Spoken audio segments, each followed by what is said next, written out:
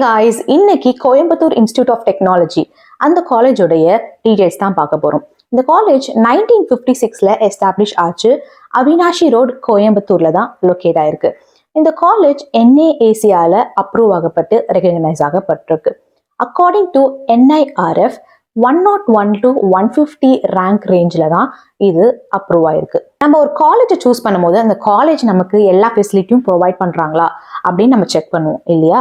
இப்போ இந்த Coimbatore Institute of technology நமக்கு நிறைய ஃபெசிலிட்டிஸ் ப்ரொவைட் பண்ணுறாங்க. நான் இப்போ உங்களுக்கு அதை லிஸ்ட் பண்ணுறேன். First, sports, transport, hostels, library, labs, modern infrastructure, work shops and research centre, இந்த மாதிரி நிறைய விஷயங்களை அவங்க நமக்கு ப்ரொவைட் பண்ணுறாங்க. ஸோ நம்ம எந்த இடத்துலையுமே லேக்காவோ எந்த இடத்துலையும் நமக்கு ஒரு குறைவோ இருக்காது. நம்ம ஸ்கூல் படிக்கும் போது நமக்கு இதுதான் கோர் சப்ஜெக்ட், இதுதான் மெயின் சப்ஜெக்ட் அப்படின்னு நம்ம படிக்கல. நம்ம எல்லாமே நிறைய சப்ஜெக்ட்ஸ் படிச்சிருக்கோம். ஒன்றும் இம்பார்ட்டன்ஸ் கொடுத்தா நம்ம படிப்போம். ஆனால் காலேஜ்னு வரும்போது நம்ம ஒரு கோர் சப்ஜெக்டை நம்ம செலக்ட் பண்ணுவோம். அது ரிலேட்டடாக என்னென்ன ஃபீல்டு இருக்கோ அதை தான் நம்ம படிப்போம். இந்த காலேஜ்லேயும் கூட நிறைய கோர் சப்ஜெக்ட்ஸ் இருக்குது. UG courses, PG courses, PhD courses அப்படின்னு.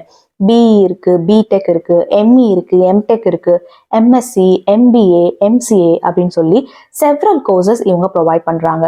PhD படிக்கணும்னா கூட நம்ம அப்படியே இங்கே கண்டினியூ பண்ணிக்கலாம். கோயம்புத்தூர் இன்ஸ்டிடியூட் ஆஃப் டெக்னாலஜியோடைய பிளேஸ்மெண்ட் செல் ரொம்ப ஸ்ட்ராங்கான பிளேஸ்மெண்ட் செல். இது வரைக்கும் அவங்க ரொம்ப ஸ்ட்ராங்கான ரெக்கார்ட்ஸை தான் கிரியேட் பண்ணியிருக்காங்க. செவரல் டாப் கம்பெனிஸோடைய அவங்க டைஅப்ல இருக்காங்க. நிறைய ஸ்டூடெண்ட்ஸ் மோஸ்ட் லீடிங் கம்பெனிஸில் தான் போய் ஒர்க் பண்ணிட்டு இருக்காங்க. ஸோ இன்டர்வியூ ப்ரிப்பரேஷனாக இருந்தாலும் சரி, இன்டர்வியூ ப்ரிப்பேர் பண்ணி அதை போய் நம்ம எக்ஸிக்யூட் பண்ணுற அந்த ஸ்டேஜில் இருந்தாலும் சரி, அவங்க நமக்கு சப்போர்ட் பண்ணி நம்ம அந்த வேலையை அட்டைன் பண்ணுற வரைக்கும் அவங்களுடைய கைடன்ஸ் நமக்கு இருக்கும். ஸோ நம்ம எந்த இடத்துலையுமே ஒரு லேக்காவோ எந்த இடத்துலையும் நம்ம டவுனாக ஃபீல் பண்ண தேவையில்லை. உங்களுக்கும் ட்ரீம் கம்பெனிஸில் ஒர்க் பண்ணணும், மல்டிநேஷ்னல் கம்பெனிஸில் ஒர்க் பண்ணணும் அப்படின்ற பெரிய ட்ரீம் இருக்கும்.